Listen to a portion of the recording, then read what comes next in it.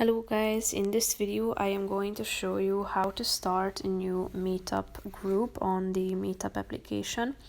But first I just want to mention, don't forget to subscribe to my channel, because at 10,000 subscribers I am going to show you my whole YouTube revenue statistics and growth strategy, how to make money online. So let's jump into it. First of all, open the application on your phone. Then you should tap on the start a new group button that you can find at your home page. So here you should add your group name first. Then you can add the description, who should join and why. So add your description, and after that you should select your location too. You can allow the app to have access to your location, and then it will be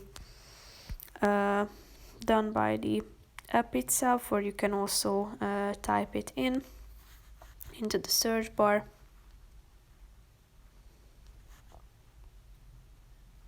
And you can also choose from these interests. Tap on the continue button, and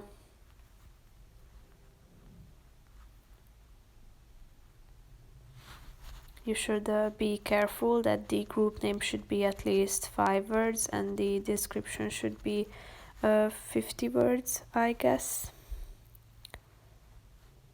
or characters.